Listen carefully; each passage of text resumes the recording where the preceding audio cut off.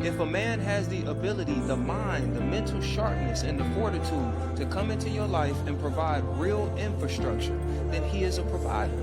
There are seasons in a person's life where they 50 might not look like half the bills, but if he shows up in other ways to supplement and make it make sense, you gotta understand that.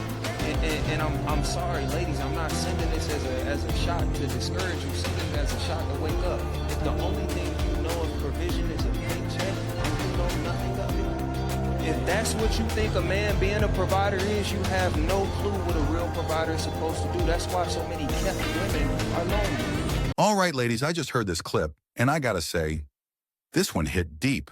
The speaker said, if the only thing you know about provision is a paycheck, then you know nothing about it. Whew, that's real talk right there. See, as a married man, let me tell you, provision ain't just about who pays the rent or who covers the date night bill. A real provider brings structure, stability, and peace into a woman's life.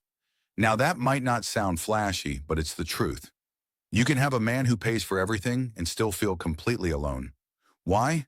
Because money doesn't hug you when life gets hard. Money doesn't pray with you when you're stressed out. Money doesn't lead your family through chaos, a man does. Ladies, if you want to be a wife, understand this. A good man might not always have the biggest wallet, but he'll have the biggest heart, vision, and discipline. Don't overlook a man because his 50% doesn't look like money. Sometimes his 50% is him fixing the car, protecting you, giving you peace, or pushing you toward your goals. That's provision too. Now, I'm not saying settle for broke and lazy, let's be clear. But if he's working, building, and showing up in every way he can, don't throw that away because he's not driving a Tesla yet. You might be walking away from a man who's building an empire. He's just in the foundation stage. At the end of the day, a real provider doesn't just give you things, he gives you security.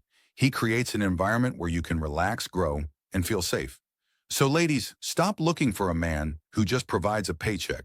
Look for the man who provides peace, because when a man leads with purpose, you'll never feel unprotected, even when the money's tight. That's real provision. Anyway, that's my take. What do you think? Is provision more than money, or am I tripping? Drop your thoughts in the comments. Let's talk about it. So the ladies' favorite word for men today are narcissist. Narcissist is the trending word. No matter what the argument is, the men are narcissists. So I, being the investigative content creator that I am, baby, I went and looked up the word narcissist because I wanted to get a true definition.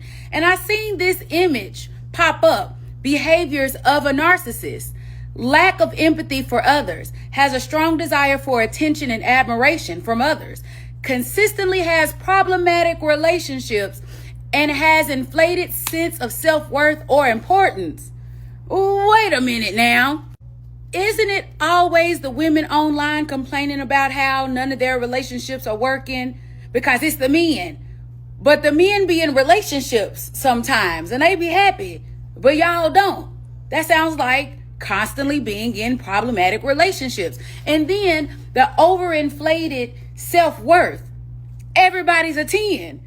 Nobody's average because I'm a 10, right?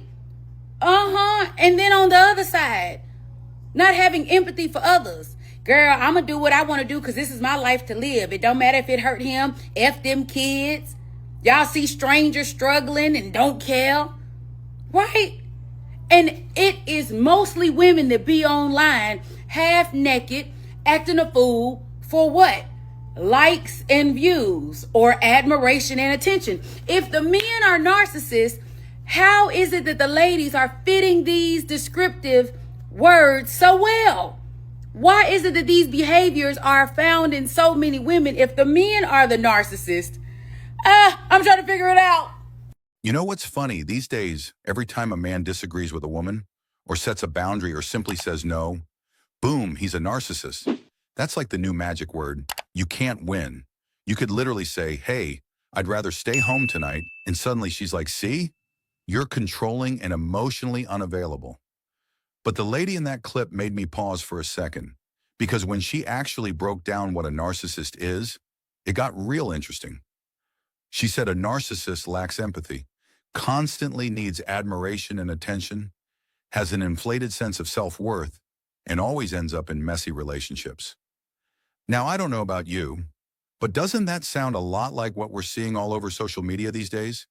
Half the people online are like, I'm a 10, I don't need a man, or it's my life, I'll do what I want, even if it hurts people.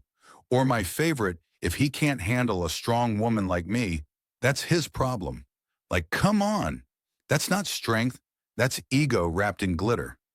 And this part really got me thinking, because it's usually the same women saying men are narcissists. But if we're being honest, a lot of those traits, the need for validation, the overconfidence, the lack of accountability, we're seeing that behavior more from women now than ever before. It's like society flipped the script. Men are now being told to be quiet, be emotional, be humble, while women are being told to be bold, loud, and self-obsessed in the name of empowerment. And look, I'm not saying confidence is bad. I love a confident woman. But when that confidence turns into, I'm better than everyone else, that's not confidence, that's narcissism in disguise. Here's the truth. Real relationships aren't built on who gets the most attention or who wins the argument. They're built on empathy, compromise, and accountability. Three things that both men and women are forgetting in this modern me-first culture. So yeah, maybe the problem isn't that all men are narcissists. Maybe the problem is that we've all become a little too self-centered. Social media made everyone the main character, and nobody wants to play the supporting role in someone else's story anymore. Ladies, if you really want a good man, stop looking for perfection and start practicing empathy. And fellas, stop letting the internet convince you that being masculine makes you toxic. Because at the end of the day, love doesn't survive in ego, it survives in humility. What do you think? Are men really the narcissists, or are we just living in a self-centered world? Drop your thoughts in the comments, and if you're new here, hit that subscribe button. I've got more real conversations coming, no sugarcoating, just truth.